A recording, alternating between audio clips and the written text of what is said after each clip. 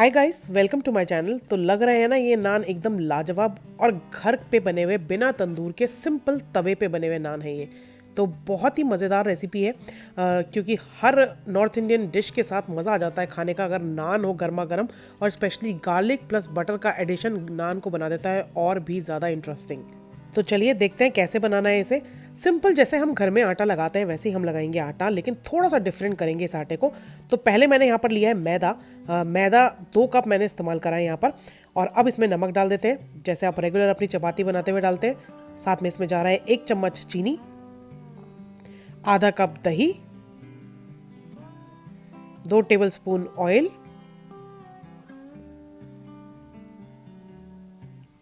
साथ साथ इसमें जा रहा है ये ½ टीस्पून बेकिंग पाउडर और 1/4 टीस्पून इसमें जा रहा है बेकिंग सोडा।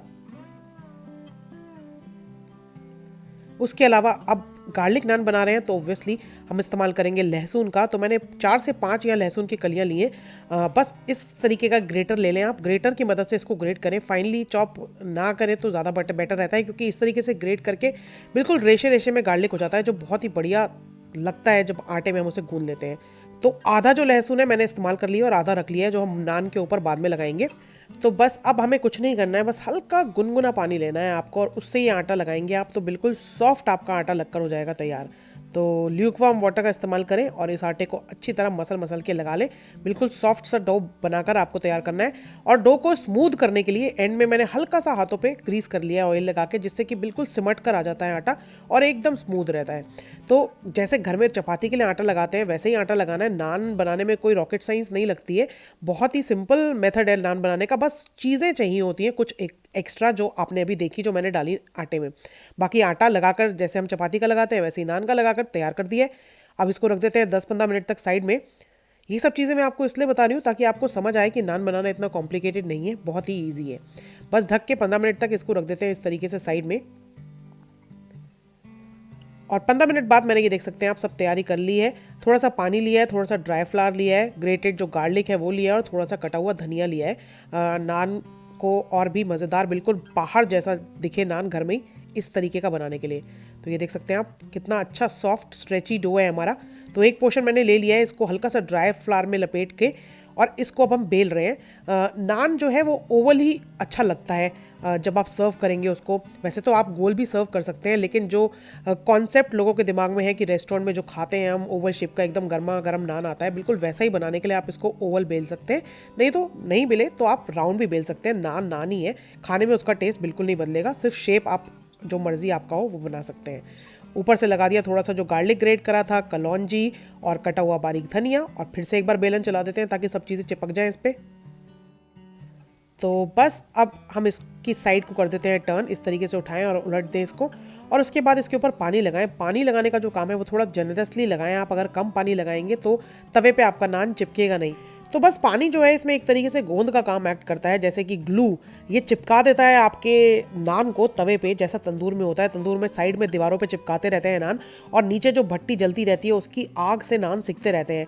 बस उसी कॉन्सेप्ट को हम तवे पे कन्वर्ट कर रहे हैं। तो ये जो गीला वाला सरफेस है नान का वो हमने डाल दिया है तवे पे, गरम तवे पे। नॉन स्टिक का इस्तेमाल नहीं करें, नॉन स्टिक का इस्तेमाल करेंगे तो बिल्कुल आपका नान चिपकेगा नहीं। आयरन स्किलेट का इस्तेमाल कर रही हूँ, और जैसे ही आप देख सकते हैं इस पर बबल्स आ गए हैं अब, तो इसको उलट दें तवे के साथ ही।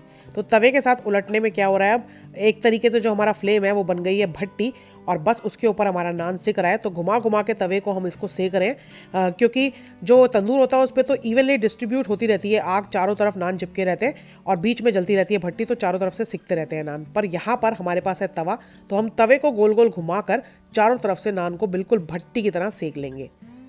तो बस ये देख सकते हैं आप कितने अच्छे से गोल्डन ब्राउन पे स्पॉट्स आ जाते हैं और पूरा नान सिक कर तैयार हो जाता है बहुत बढ़िया तरीके से, घर में ही एकदम तंदूर स्टाइल।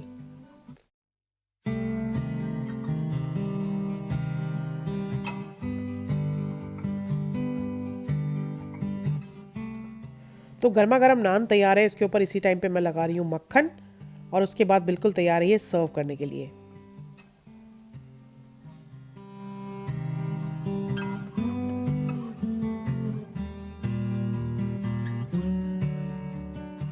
तो जब नान मैंने दूसरा तैयार कर लिया, ये आपको दिखा रही हूँ कि आप शेप कर सकते हैं इसको चकले पे इसी तरीके से लगे लगे, बिल्कुल चिपका रहता है नान अगर आपका आटा सॉफ्ट है तो।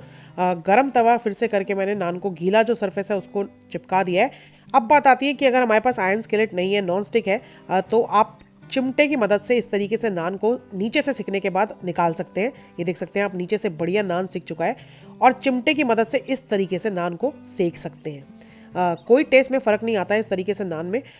थोड़ा दिखने में ज़रूर डिफरेंस लगेगा आपको, क्योंकि जो बाहर का तंदूर इफेक्ट है वो थोड़ा सा मिसिंग रहता है इस तरीके से सेकने में, लेकिन खाने में उतना ही स्वादिष्ट बनता है और बिल्कुल बढ़िया दिखता है। ये देख सकते हैं आप, तो कोई डिफरेंस खास नहीं आता है। प्रॉब्लम ये है कि कई बार ऐसा होता है कि लोग अब्रॉड रहते हैं, आयरन स्किलेट नहीं मिलता है, घर में सिर्फ नॉन स्टिक अवेलेबल होता है, तो ऐसा नहीं है कि आप नान नहीं बना सकते, आप ये मेथड फॉलो करके भी नान बना सकते हैं। और ये देखिए कितने बढ़िया नान बनते हैं इस तरीके से, चिमटे से भी सेकेंगे अगर आप तो दोनों मेथड्स बहुत ही ईजी हैं। और अगर आपके पास आयरन स्किलेट है तो वेल एंड गुड, आप वैसे ही बनाइए। बिल्कुल आपको ऐसा लगेगा जैसे आप बाहर से लेकर आए हैं भट्टी में सिके हुए तंदूरी नान। और अगर आपके पास नॉन स्टिक है तो भी आप बना सकते हैं नान और इन्जॉय कर सकते हैं। तो ये देखिए बढ़िया सॉफ्ट नान बनकर तैयार हुए हैं, एकदम बढ़िया सिके हुए। तो किसी भी चीज़ के साथ आप इंजॉय कीजिए ये नान को, कोई भी पनीर वैरायटी, कोई भी चिकन वैरायटी, कोई भी मटन वैरायटी, नान सबके साथ बहुत ही बढ़िया लगता है। मैं इसे आज पनीर के साथ सर्व कर रही हूँ और खा रहे हैं हम अपने घर में इसको। ट्राई कीजिए आप इस रेसिपी को, आई एम श्योर आपको ये बहुत पसंद आने वाली है।